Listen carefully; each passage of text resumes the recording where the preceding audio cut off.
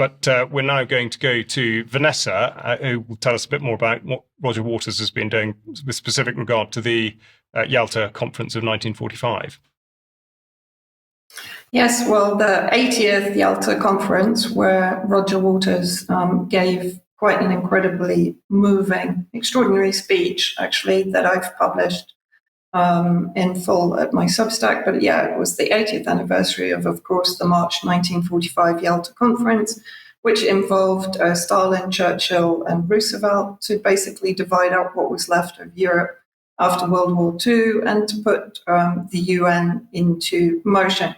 Roger Waters goes into some detail about the formation of the UN and the replacement of the League of Nations and so on in his speech, and I do really recommend people read it.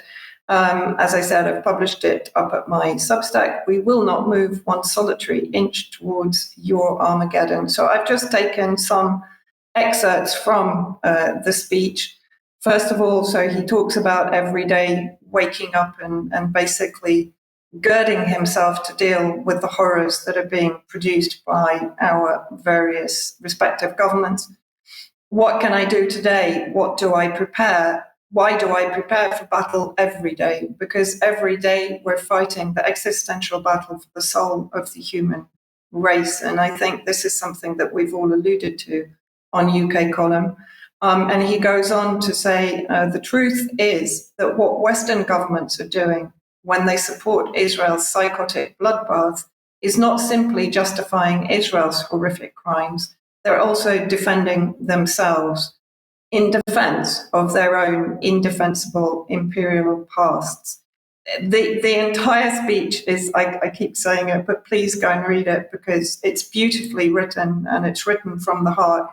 And I think it sends a message to all of us who are trying to navigate the horrific scenes that we're being forced to watch as a result of our government's foreign policies. And so he ends up with saying, it is not God who is giving Israel permission to continue its murderous rampage.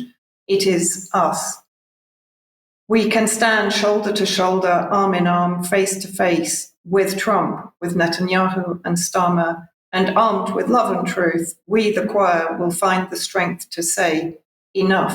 Now, obviously, this is a very idealistic statement, but at the same time, I think he's alluding to the unity that we've been continuously talking about, that instead of allowing ourselves to be distracted and divided by the narratives that are obviously being produced exactly to do that, we should be standing against what is effectively an ongoing genocide, whether it's in Palestine, whether it's in Lebanon, whether it's in all of the global south, in Yemen right now.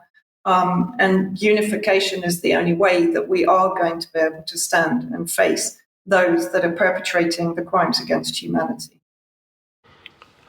Thanks very much, Vanessa. Sounds like a speech that would definitely be worth reading.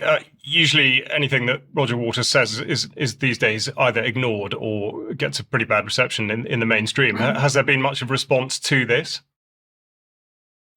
No, not that I've seen, actually. I've just been sort of reading through the speech this morning. It's getting a good reception, of course, on various social media platforms, but I'm quite sure he will come in for some flack at some point, probably more from the Trump administration than anywhere else. If you remember, it was Robert Kennedy Jr.